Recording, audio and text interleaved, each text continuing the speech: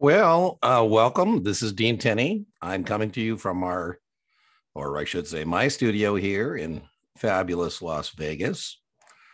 We started a journey on the YouTube channel, 2, 3 months back, where I had first posted an explication of the SIE content. And I posted that and said, if somebody finds it useful, we'll leave it up or we'll hit the delete key. And a lot of test takers found it helpful. So we finished the SIE explication of the test specifications, and then we did the same for the 7. And we've had a lot of our subscribers matriculate from the SIE, take their 7, and now they're on to their 65 or 66. Usually 65 is either folks who are have a 6 already or taking a 65, or a fee-based only investment advisor rep who takes a 65. But we have been working on the test specifications for those NASA exams, which is 63, 65, 66. Today is another installment on the explication of the test specifications of the Series 65, which has way more investment questions because it makes sense.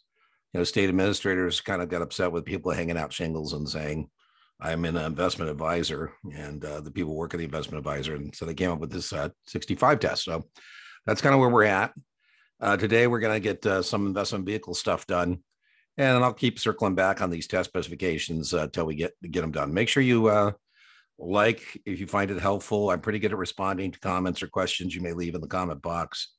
And subscribe to the channel and tell other test takers about it. All right, so types of characteristics of cash and cash equivalents. As you can see, here's one question.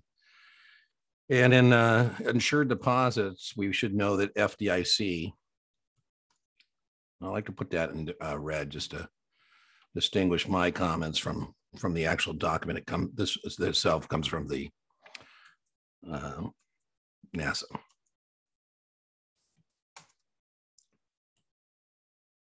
I was talking to a guy.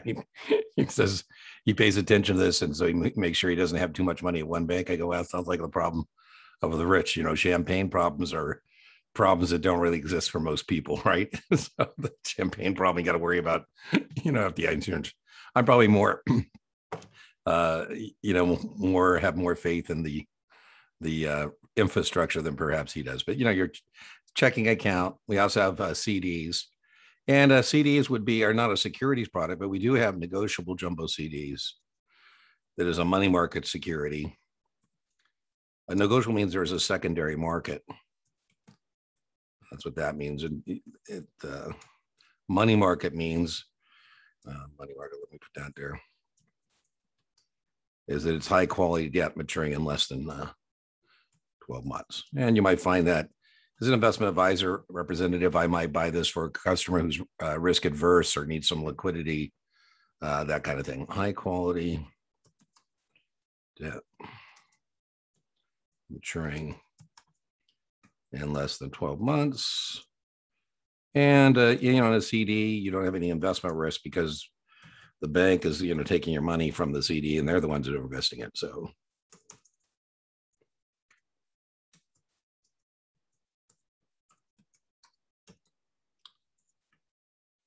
and very little credit risk as well. I just gave you the definition of a money market security.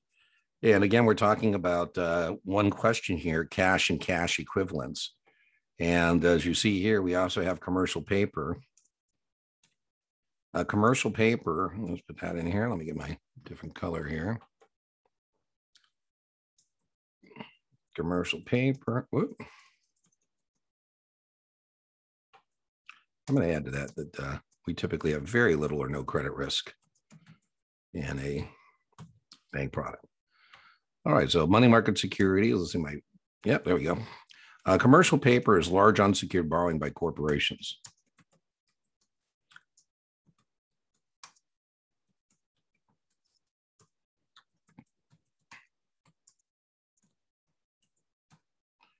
And all money market securities, except for negotiable jumbo CDs, are issued at a discount.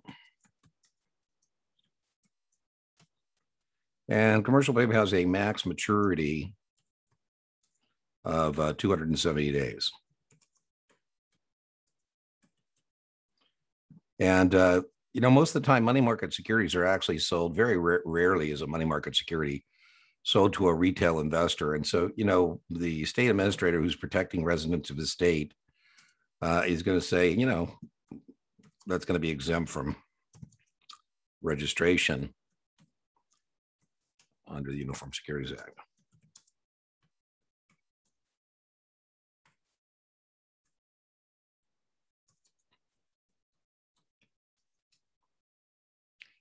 Now, on these test specifications that NASA publishes, there's sometimes when I'm teaching people say, well, how do you know that's not on the test? And I say, well, because, they're not allowed to just randomly test you on things. They have to put it within the test specifications. And if it's in the test specifications, it's a fair game.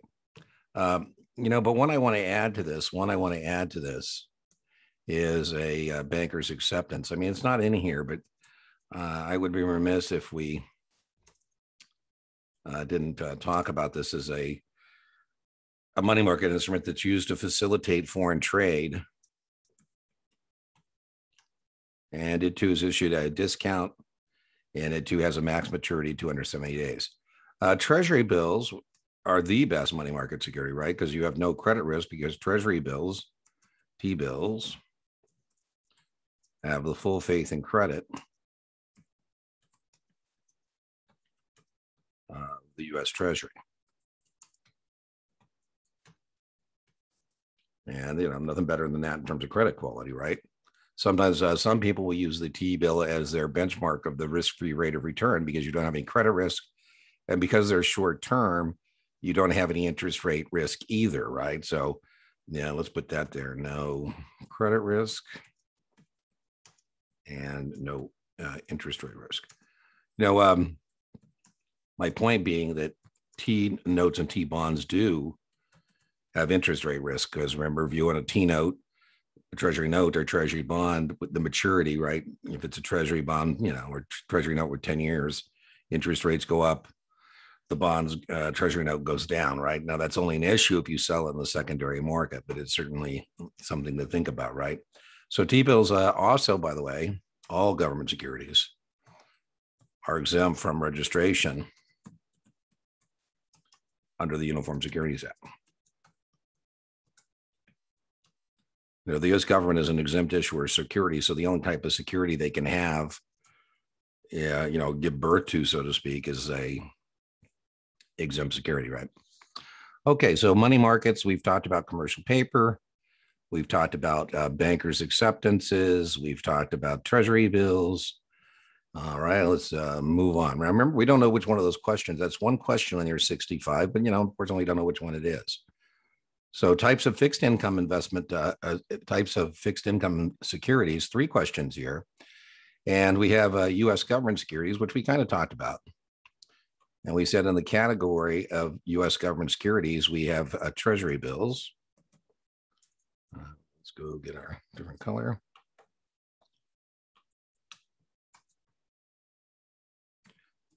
And Treasury bills, we said, are issued a discount. We have Treasury notes.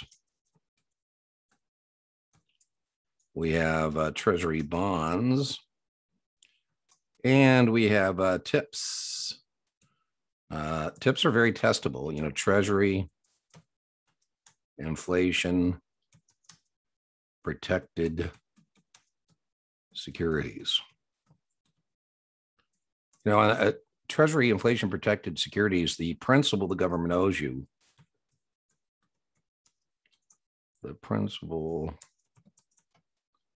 the U.S. Treasury owes you, is adjusted by CPI, the Consumer Price Index.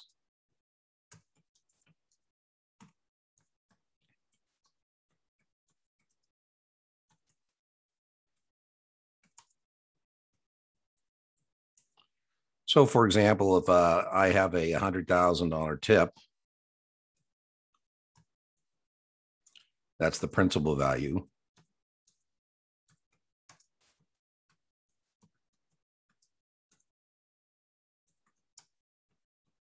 And CPI is right now, the latest CPI figure was probably point, I think 5 or 6. Let's call it 6 just for purposes of this explication. Remember, the explications are no substitute for lectures. So there's, an entire, lectures behind a lot of the stuff we're discussing. But anyways, if CPI is 6, it's going to be adjusted semi-annually. So now, based on that 6% on 100,000, 100,000 times 6% equals $6,000. But I told you it's done semi-annually, right? So half of that is going to be 3. So at the 6 months, now the U.S. government owns me $103,000 in tip principal. Now I'm not getting ahead of inflation, but at least I'm keeping pace, right?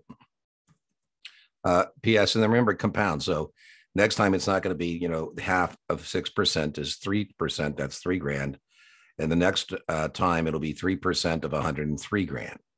So sometimes, I don't think you're on your test. I haven't had anybody on debrief tell me they have actually had to recalculate the adjustment of the tip. They just had to know that it's done semi-annually. It's, based on CPI, and it's a good way to keep pace with inflation. That's what they had to know about the tip. So it's the only one, by the way, and I could come up with like an except question by the way, only debt instrument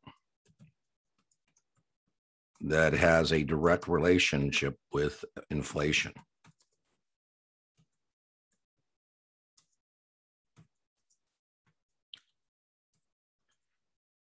Meaning inflation goes up, principal value goes up. That's not true of any other debt instrument, right? So we spend all this time talking about the inverse relationship of interest rates and bond prices. And so this is one of the few things where we have actually a direct relationship. We have asset-backed securities, meaning there's collateral behind those securities. It could be mortgage-backed, mortgages behind there that back the security. It could be, it could be if it's the corporate setting. I forgot about government-sponsored enterprises. My bad. I was just talking about mortgage securities. Did we talk about that yet? It's not in the this outline we're explicating, but boy, like I say, they put Fannie Mae. EG means other things, for example. So that's what EG means. And so Ginnie Mae is one of the government-sponsored enterprises. So let's do a little better on that. Get up here. So we have these government-sponsored enterprises.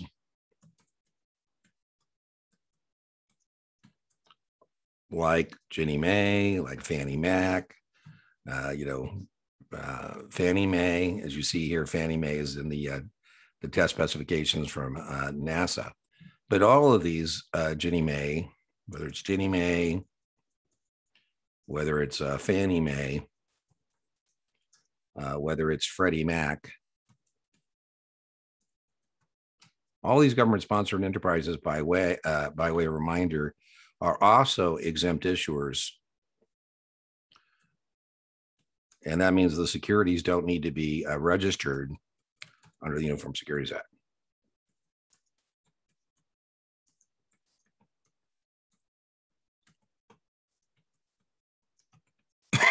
Excuse me.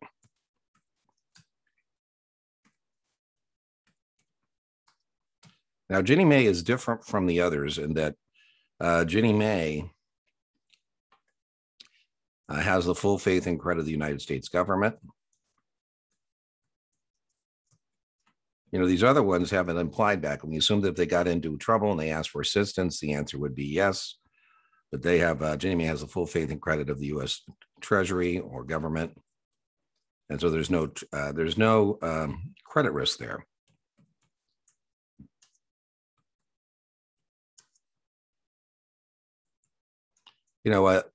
All of these mortgage-backed securities, as people make their mortgages, the money, the principal and interest payments get passed through. Sometimes we refer to these as pass-throughs. Again, this is an explication. It's not a lecture. I have a whole lecture on the channel on Ginnie Mae, Fannie Mae, and Freddie Mac, and you can go watch that if you want to do other, something beyond the explication. But this is the only one of them It pays interest and principal monthly. Every other debt instrument on the test pays, semi-annually. These Fannie Mae and Freddie Mac, they pay semi-annually, and there's an implied backing. So basically, they're doing the same thing. They're, banks, they're buying loans that have been originated, mortgages from banks, bringing a little government holy water on it, and selling proportional ownership to others, right? So that's kind of what's going on in these. And as I said, you don't have any credit risk, but you certainly have interest rate risk, right? If interest rates go down, everybody's going to refinance the mortgages, and things going to end sooner rather than later. If interest rates go up, the thing will extend in its life, and you're going to have your money trapped in a lower than today's return. So you don't have credit risk in these, but you do have interest rate risk. Now the others, as I mentioned,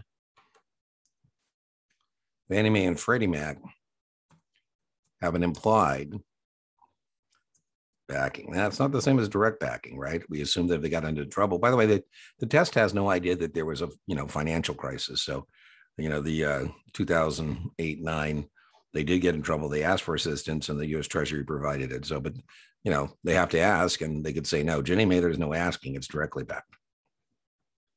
Okay, so asset-backed securities, as we mentioned, there's a lot of ways to think about asset-backed securities. These pass through are backed by mortgages, but we have mortgage bonds, for example, issued by corporations. We have let me get a different color here. So besides backed by mortgages, like the pass-throughs we talked about, or they can be backed by we can have a pool of car loans or credit card receivables, all kinds of ways we can structure an asset-backed security. But the point about the asset-backed security is if somebody doesn't pay, there's something behind it. There's some collateral. In the corporate setting, that would be a mortgage bond where the corporation pledges the real property. Well, let's do that.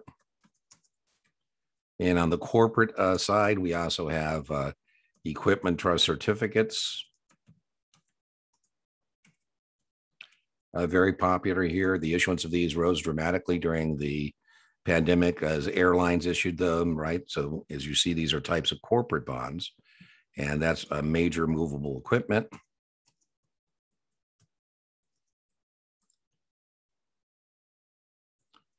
And then the last collateralized bond is a collateral trust bond.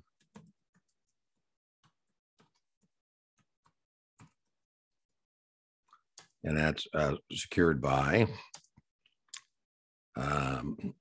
marketable securities placed in escrow.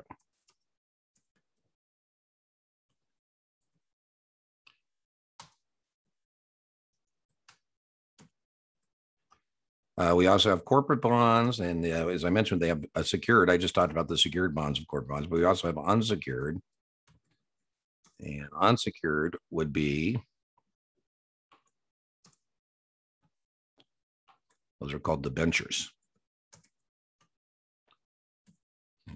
We might also have debentures. We might have convertible bonds, where we could switch our status from being a creditor of the corporation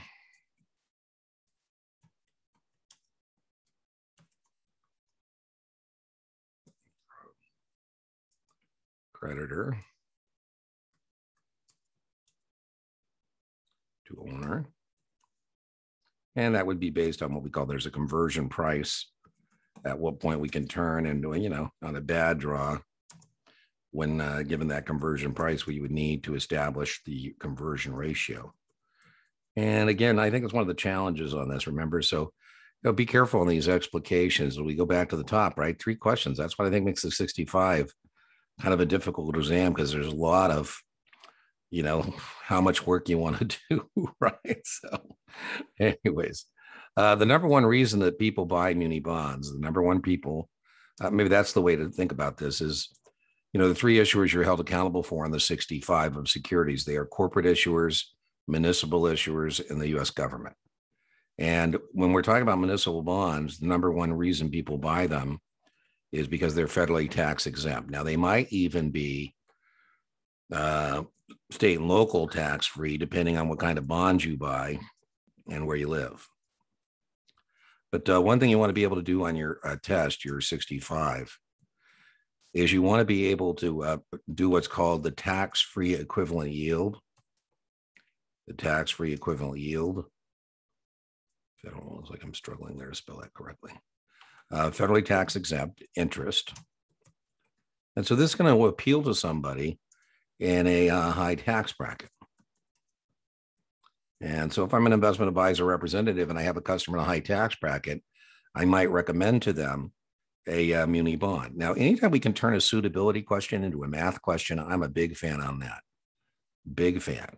So the one thing they're always going to give you on the exam is the customer's tax bracket. And so I'm going to go ahead and give you a tax bracket. Let's say the customer's in a 40% tax bracket. I just made that up. That's always given on the test. Let's just put that, always given on the exam. And then they're either going to give you the tax-free or taxable yield. So if they give you taxable yield, you're going to have to figure out the tax-free equivalent. You know, what I got to be able to do is tell my client in your bracket in a taxable bond, after you pay taxes, your take home is, and if that makes sense, well, then we should buy the bond. You know, if your take home is less than you get in a muni, then we should buy the muni, right? So that's what we got to do. We can't make unfair comparisons. We can't compare apples to oranges. Or they give me the tax-free return and I say, okay, well, yeah, that's lower, but you got to remember you're not paying taxes on it. So 100% of that is going to be take home, right? And if that number is attractive, then we should buy. So let's try first a taxable yield. So, you know, customers considering buying a taxable yield of, I'll just make it up, 7%. Oh, man. Tax exempt interest, what happened there? There we go. 7%. And he's in a 40% tax bracket. So the way we're going to do that is we're going to take the taxable yield and we're going to times it. So when you get the taxable yield, you're going to times.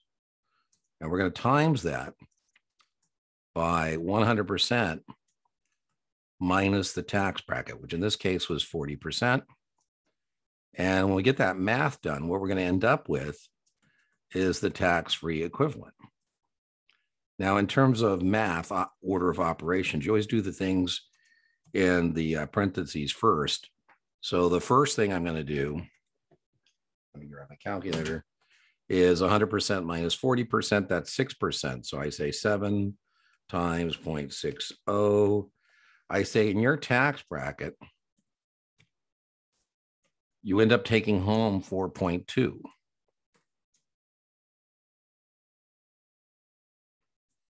Right? So as we said, you don't get to take home everything. So you get into 4.2. So I say, it looks like we should go with the taxable yield because to be honest, right now, munis are paying 2 or 3. So, you know, if munis are paying 2 or 3, and even after you pay taxes, you end up taking home 4.2, that seems the way to go. If on the other hand, we saw that it was, you know, paying, you know, I had a muni bond paying 5, may make sense. So the other thing we said they might do is give you the tax-free yield. You know, they give you the tax-free yield. Remember, they're always giving you the tax bracket, then you divide. So taxable yield, multiply, tax-free, divide.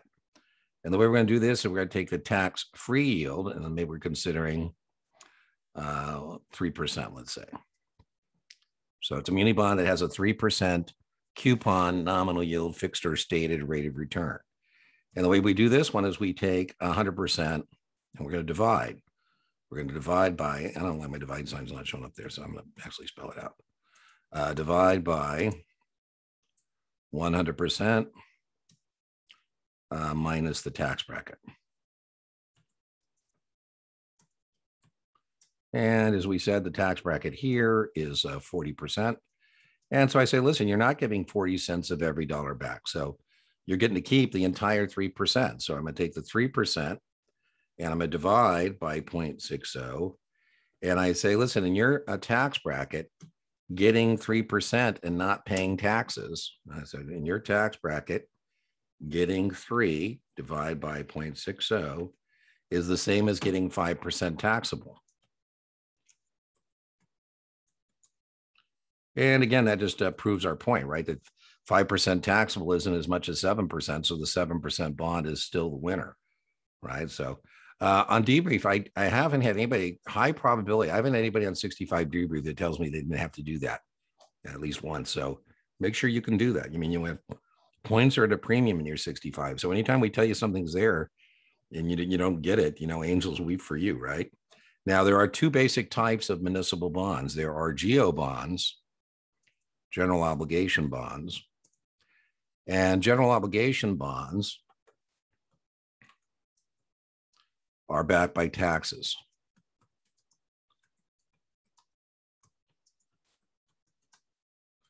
Now, on the state level, that would primarily be an income tax and a sales tax. On the local level, that'd primarily be a property tax, ad valorem tax. Whereas revenue bonds are backed by user fees.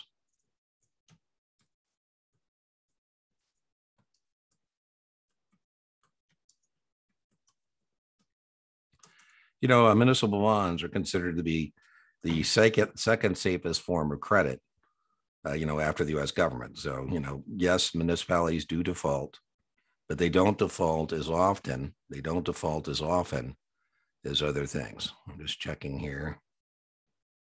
I don't know why that's blurred. Hopefully it's not blurred on the video shot.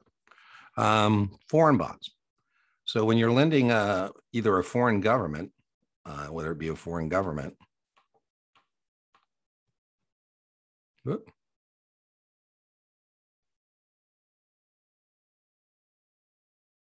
Oh, there we go. I guess now it's showing back up as when you lend a foreign government money, you have a couple risks, right? So one risk you have is if you lend a foreign government money. So let's do that first. You have what's called sovereign risk. Let me get my different color highlighter there.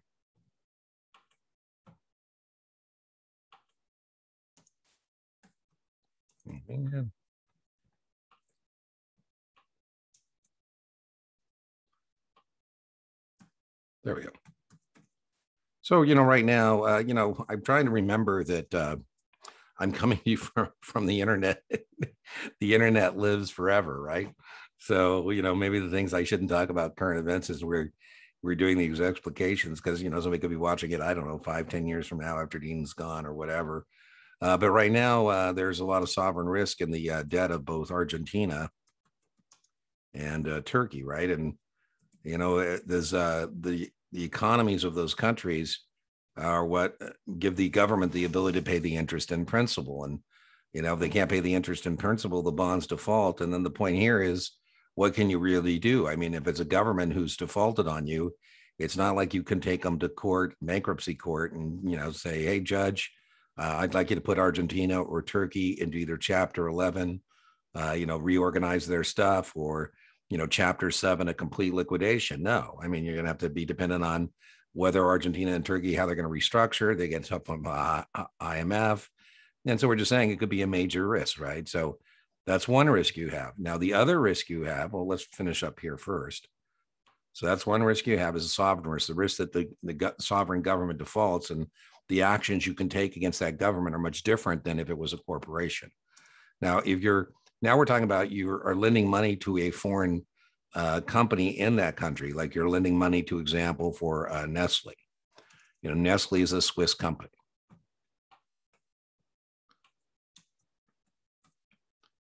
And the test question there is that you have currency risk, right?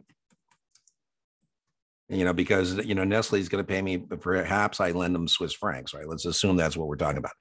I lend Nestle Swiss francs, or I lend Telefonos de Mexico pesos, or I lend Toyota yen, or I lend Samsung won, whatever the case may be. So I'm going to have to turn the Swiss francs, or, if it's, I don't know, I lend Barclays, somebody that's a British bank, and they pay me in pounds. I have currency risk because I'm going to have to turn the foreign currency into dollars. Now, that could be good news, but we don't test on that.